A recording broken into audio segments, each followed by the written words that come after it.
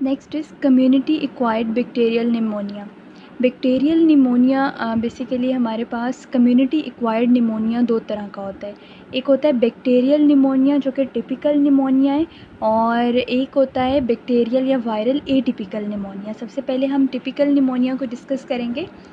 सब community acquired, community जहाँ पे हम रहते हैं, ठीक है, जिस तरह ऐसा एरिया जहाँ पे लोगों का हजूम बहुत ज़्यादा हो, ठीक है, जिस तरह से स्कूल्स हो गए, मिलिट्रीज़ हो गई, और इसके अलावा शॉपिंग मॉल्स वगैरह हो गए, ठीक है। तो वो गैदरिंग्स जहाँ पे हेल्दी लोग बहुत ज़्यादा एक गैदरिंग के अंदर प्रेजेंट हो, वहाँ से जो निमोनिया होता है उसको हम कम्युनिटी एक्वायर्ड निमोनिया कहते हैं, ठीक है। तो ये नॉर्मल इन्वायरमेंट से होता है, और निमोनिया के अंदर, निमोनिया में बेसिकली इन्फ्लेमेशन होती है। तो इन्फ्लेमेशन के डिफरेंट मार्कर्स हैं, ये सी रिएक्टिव प्रोटीन्स या प्रोकैल्सिटोनिन और एक्यूट फेज रिएक्टेंट्स वगैरह, ठीक है। ये हमारे पास कुछ इसके इन्फ्लेमेशन के मार्कर्स हैं जो इस निमोनिया के अंदर राइज करते हैं, ठीक है।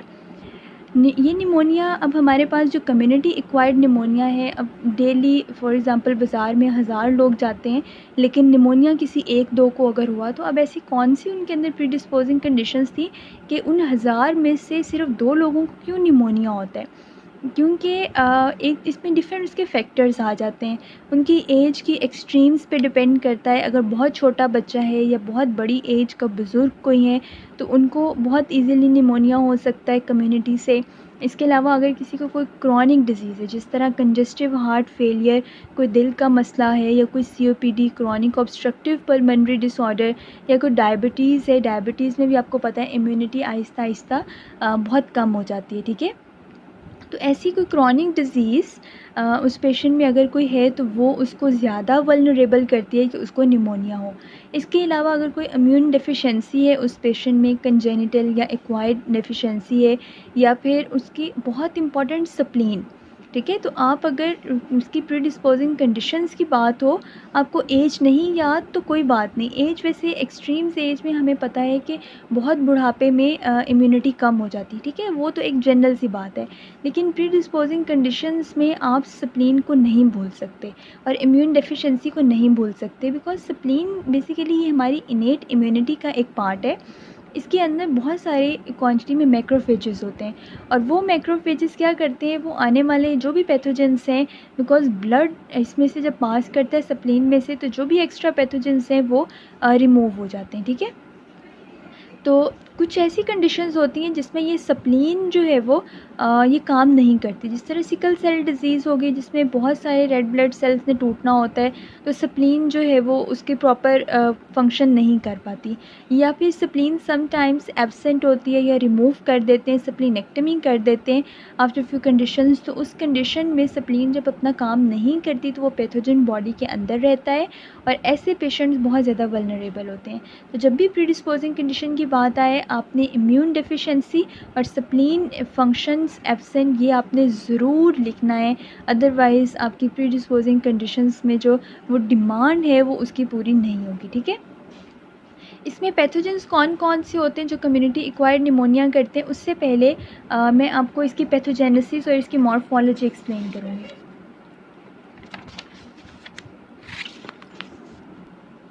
अगर आप इन नोट्स में देखो, तो कम्युनिटी एक्वायर्ड निमोनिया दो तरह का होता है, टिपिकल और एटिपिकल। टिपिकल जिसमें एल्वेलाई की कंसोलिडेशन होती है, और एटिपिकल में पेरेन्काइमा की कंसोलिडेशन, ठीक है। इस फिगर में आप देखो, ये हमारे पास एल्वेलाई है, ठीक है, ये हमारे पास एल्वेलाई है, और ये इसका सारा पेरेन्काइमा है। कंसोलिडेशन का मतलब कि एल्वेलाई भर जाते हैं विद फ्लूइड, ठीक है।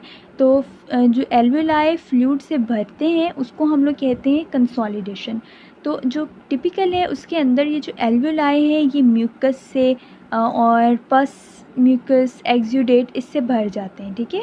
तो इसको हम लोग कहते हैं टिपिकल निमोनिया, बिकॉज इसमें ये यहाँ से जब भी कफ होगी तो उसके साथ ये स्पुटम और ये जो भी यहाँ पे कंसोलिडेटेड मटेरियल है वो सारा जो है वो स्पुटम के अंदर बाहर की तरफ आएगा, और हम उसको कल्चर करेंगे और देखेंगे कि इसमें पैथोजन कौन सा है और इसमें ये किस तरह का निमोनिया है, मींस कि उसका पैथोजन, उसकी पैथोजेनेसिस सारी हम इसको फाइंड करेंगे। लेकिन जो एटिपिकल है उसमें ये जो वॉल है, वॉल इंटरस्टिशियम, ये इफ़ेक्ट होता है। तो अब जब भी खांसी आएगी ऐसे पेशेंट को तो उसमें कोई म्यूकस नहीं आएगा बिकॉज़ एल्वुलाई आर क्लियर। मसला तो यहाँ पे है, और जब भी कफ़ होता है तो यहाँ से तो कोई चीज़ भी यहाँ पे नहीं जाती ना। तो जब भी कफ़ होती है या कोई भी मसला होता है तो उसके अंदर कोई ऐसे सिम्पटम्स नहीं आ रही होती, सिर्फ चेस्ट में प्रॉब्लम्स होती हैं। इवन जब हम एक्सरे वगैरह करते हैं तो एल्वुलाई तो बिल्कुल हमें नॉर्मल नज़र आते हैं, इंटरस्टिशियम में प्रॉब्लम होती है जो कि ईज़िली नज़र नहीं आती। तो इसीलिए जो एटिपिकल निमोनिया है इनको डायग्नोस करना बहुत मुश्किल होता है, और ये जो है वो ज़्यादा डेंजरस है as compared to typical, because वो हिस्ट्री से और डायग्नोसिस से इजीली डिस्कवर हो सकते हैं, हमें पता लग सकता है, हम उसको डायग्नोस कर सकते हैं। अब सबसे पहले हम लोग टिपिकल निमोनिया अभी डिस्कस करेंगे। तो टिपिकल निमोनिया की सबसे ज़्यादा कॉमन कॉज क्या है? स्टेफ निमोनिया, ठीक है, स्ट्रेप्टोकोकस निमोनिया। बहुत सारे रिस्क फैक्टर्स हैं जिनमें सीओपीडी, डायबिटीज़, स्प्लीनेक्टमी या एसिप्लिनिक पेशेंट्स या क्रॉनिक डिजीज़ या अपर यूरिनरी ट्रैक्ट इन्फेक्शंस, ये मैंने आपको पहले ही बता दिए। अब जो हमारे पास ये एटिपिकल बैक्टीरियल इन्फेक्शन है, ये समटाइम्स वायरल इन्फेक्शन के बाद होती है। आपने अक्सर सुना होगा कि जब भी कोई वायरल इन्फेक्शन होती है तो हम लोग एंटीवायरल ड्रग्स नहीं देते, हम लोग एंटीबायोटिक्स देते हैं। एंटीबायोटिक्स का वायरस के ऊपर क्या इफ़ेक्ट? कुछ भी नहीं होगा, ठीक है। लेकिन हम लोग वो वायरल केस के अंदर एंटीबायोटिक्स क्यों देते हैं? बिकॉज़ वायरल केस के बाद इम्यूनिटी कम होती है, और जब इम्यूनिटी कम होती है तो मैंने आपको पहले बताया कि इन्फेक्शन के चांसेस बढ़ जाते हैं, और बैक्टीरियल इन्फेक्शन बहुत ज़्यादा होती है। मोस्टली निमोनिया के चांसेस, अगर लंग्स में कोई प्रॉब्लम है तो निमोनिया के चांसेस बहुत बढ़ जाते हैं। जो नॉर्मल वायरल इन्फेक्शन होती है, जिस तरह आम गला ख़राब होता है, हल्का बुखार, खांसी, इचिंग, थकावट, बेचैनी वगैरह, ये सब जो है वो आम जो वायरल इन्फेक्शन जो हमें फ्लू या कफ़ वगैरह होती है सर्दियों के अंदर, ये वो सारी सिम्टम्स हैं, ठीक है। लेकिन अगर इसके बाद समटाइम्स ऐसा होता है कि निमोनिया कम्युनिटी है, तो ऐसा पेशेंट अगर कहीं गया और वहाँ पे कोई निमोनिया का उस पैथोजन से उसका एक्सपोजर हुआ और उसको निमोनिया हुआ, तो उसमें एकदम से हाई ग्रेड फीवर होगा, ठीक है। ऐसे पेशेंट में बहुत ज़्यादा खांसी होगी, ठीक है। और हम टिपिकल की बात करें तो टिपिकल के एल्वेलाई में कंसोलिडेशन होती है, सो प्रोडक्टिव कफ़ होगी, स्पुटम वाली कफ़ होगी, सर में दर्द होगा, बुखार के साथ सर्दी, और सांस नहीं आएगा, बिकॉज़ यही तो एल्वेलाई है जहाँ पे एक्सचेंज होना है। जब यहाँ एक्सचेंज ही नहीं होगा तो डिस्निया होगा, ठीक है। तो इसमें आपने याद रखना है कि पेशेंट में बहुत तेज़ बुखार होता है, ठीक है, उसमें खांसी बहुत ज़्यादा होती है, बलगम के साथ, स्पुटम के साथ खांसी होती है, और इसके अलावा उसको सांस नहीं आता है, ठीक है। और जब हम लोग उसका चेस्ट एक्सरे करते हैं तो उसके ऊपर हम लोग को डिफरेंट पैटर्न्स मिलते हैं, ओपेसिटीज़ मिलती हैं। वो मैं आपसे नेक्स्ट डिस्कस करती हूँ कि 2 तरह के पैटर्न्स होते हैं, लोबार और ब्रोंकोपल्मोनरी पैटर्न्स, वो मैं आपको नेक्स्ट बताती हूँ। ये कुछ इसके हमारे पास फ़ीचर्स हैं कि परकशन करने पे डलनेस होती है बिकॉज़ फ्लूइड होता है। वोकल फ्रेमेंटस जिसमें हम लोग वो 9 या 3 या कुछ इस तरह का कोई भी वर्ड बोल के हम लोग अल्नर साइड से हम लोग चेक करते हैं, तो वोकल फ्रेमेंटस भी उसके अंदर होता है। इसके अलावा इंस्पायरेटरी क्रैकल्स होते हैं और ब्रोंकियल ब्रीदिंग्स होती हैं, ठीक है।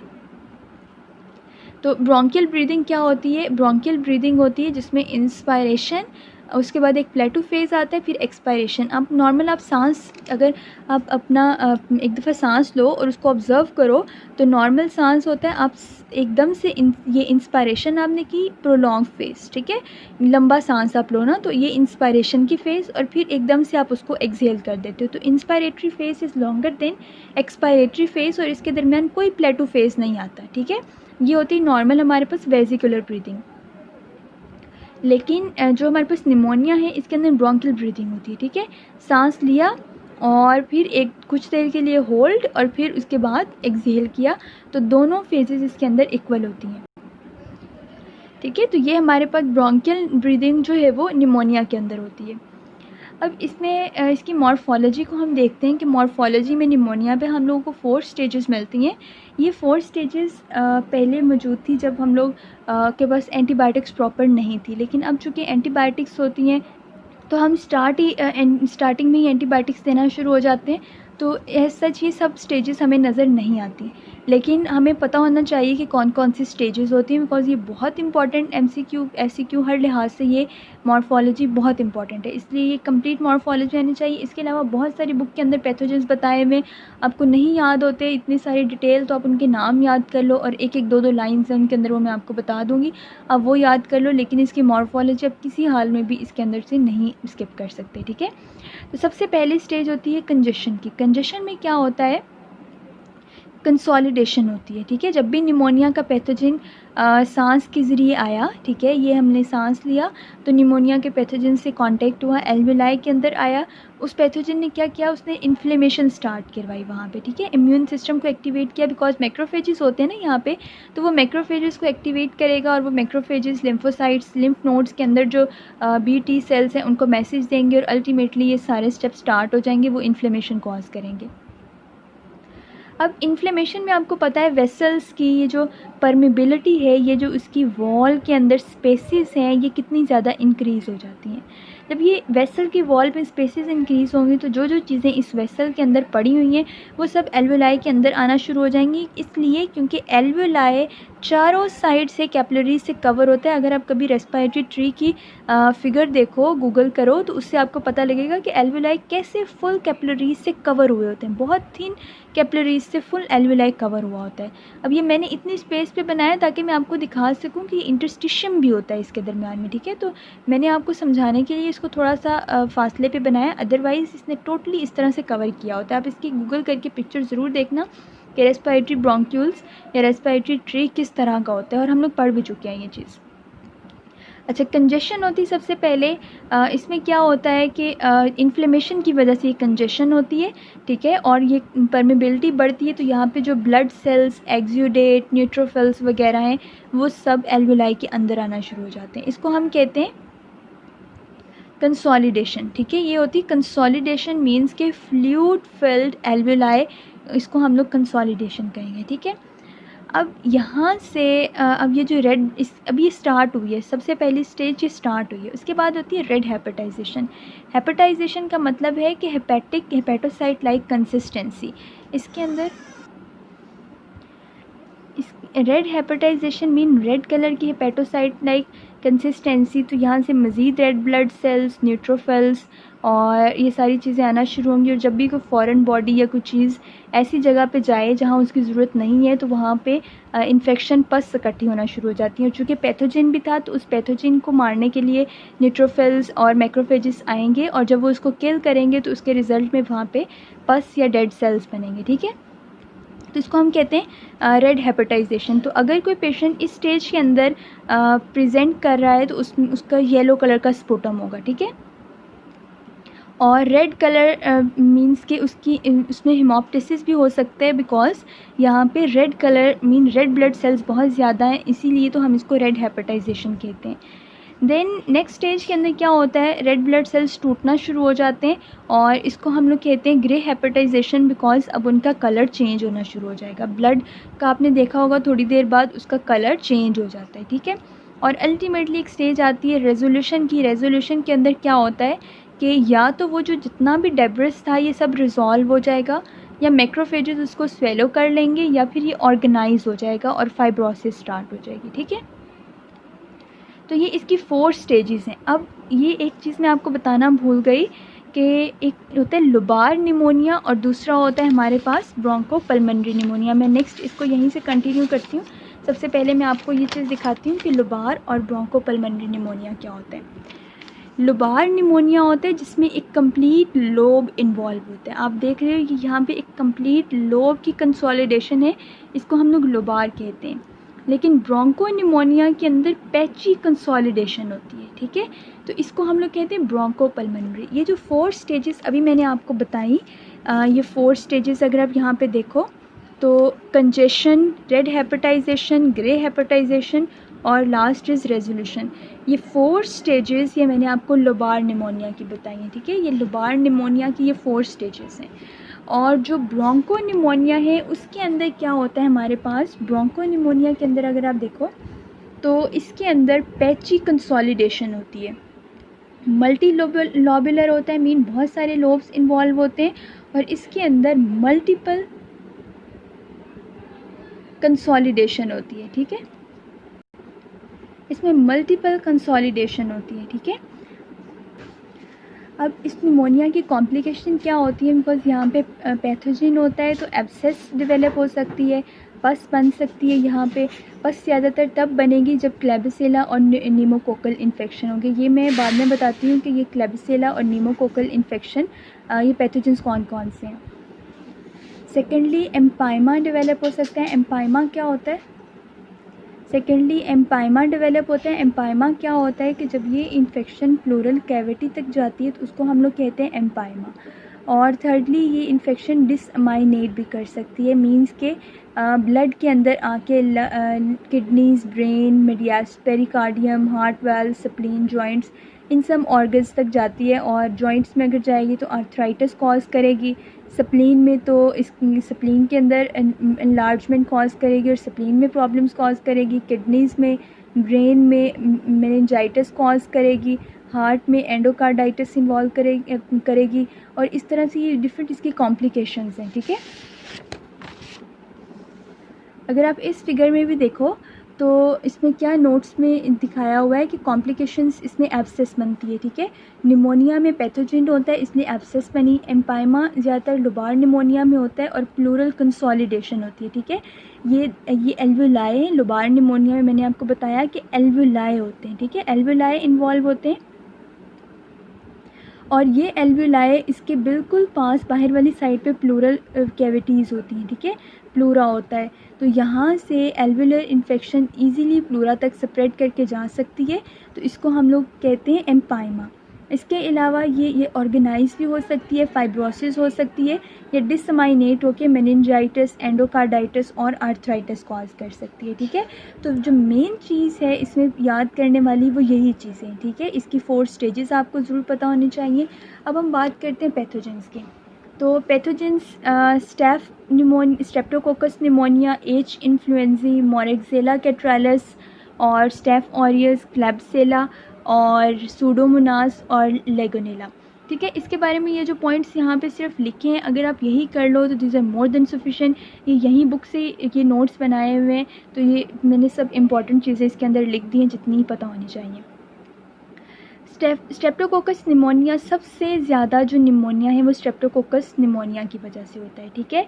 और स्ट्रेप्टोकोकस निमोनिया की शेप क्या होती है? लेंसिड शेप डिप्लोकोकाई।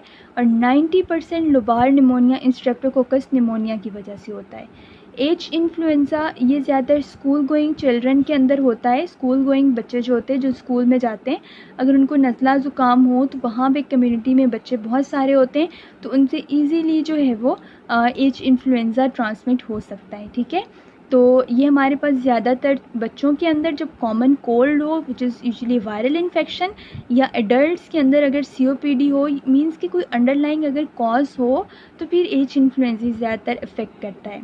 देन मोरेक्सेला, ये भी सीओपीडी, ये एक अंडरलाइंग कॉज है। ये मैंने आपको पहले रिस्क फैक्टर्स में बताया था कि अगर पेशेंट्स जिनमें सीओपीडी हो तो निमोनियल बैक्टीरिया उनके चांसेस बहुत ज़्यादा बढ़ जाते हैं। तो अगर सीओपीडी हो तो एच इन्फ्लुएंज़ा और मोरेक्सेला कैट्रालिस के चांसेस बहुत ज़्यादा बढ़ जाते हैं। इसके अलावा ये जो 3 पैथोजेंस हैं ये सबसे ज़्यादा कॉमन, सबसे ज़्यादा इंपॉर्टेंट है, और ये ओटाइटिस मीडिया कॉज करते हैं, मींस के साथ कानों के भी इन्फेक्शन कॉज करते हैं, मिडल ईयर के इन्फेक्शन।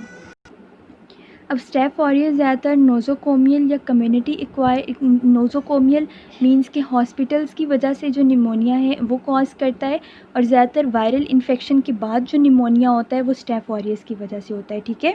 और drug users, IV drug users के अंदर स्टेफ ऑरियस बहुत इजीली ये निमोनिया कॉज करता है। तो नोज़ोकोमियल, आपने जो यहाँ पे चीज़ याद रखनी है वो ये 3 ही है। ये बाद में भी हम लोग देखेंगे जब हम लोग नोज़ोकोमियल निमोनिया पढ़ेंगे। और आईवी ड्रग यूज़र्स का आपको पता होना चाहिए कि उनके अंदर सबसे ज़्यादा जो निमोनिया है वो स्टेफ ऑरियस की वजह से होता है। क्लेब्सेला अल्कोहलिक्स में होता है, ठीक है, और इसके अंदर क्लेब्सेला की वजह से रेड कर्न जेली स्पूटम बनता है, ठीक है। बुक के अंदर ये नहीं लिखा हुआ है लेकिन स्नैरियो में आ सकता है, इसलिए मैंने मेंशन कर दिया। और अल्कोहलिक्स ये बहुत इंपॉर्टेंट एमसीक्यू भी है। दैन सूडोमोनास ये बहुत ज़्यादा डेंजरस है। ज़्यादातर बर्न विक्टिम्स या ऐसे बच्चे जिनमें सिस्टिक फाइब्रोसिस होता है, ये उनके अंदर निमोनिया कॉज करता है, ठीक है। और इसके अलावा जो वेंटिलेटर पे पेशेंट्स होते हैं उनके अंदर सूडोमोनास की वजह से निमोनिया होता है। लेगोनेला निमोफिला जो है वो ये आर्टिफिशियल जो हम लोग घरों के अंदर टैंक रखते हैं पानी के, या फिर पब्लिक जगहों के ऊपर ये इस पानी के जो बड़े बड़े टैंक या वाटर कूलर पड़े होते हैं, उनसे ज़्यादातर लेगोनेला निमोफिला ये निमोनिया कॉज करता है। और इसके साथ ये पॉन्टिक फीवर और कार्डिक प्रॉब्लम्स और इम्यून डेफिशिएंसी भी कॉज करता है, ठीक है। तो ये सब पॉइंट्स बुक के अंदर से ही लिए हुए हैं।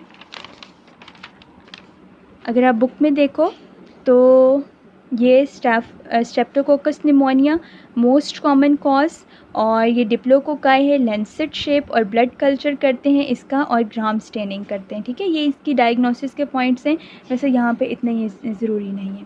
एच इन्फ्लुएंजी बहुत लंबा यहाँ पे लिखा हुआ है।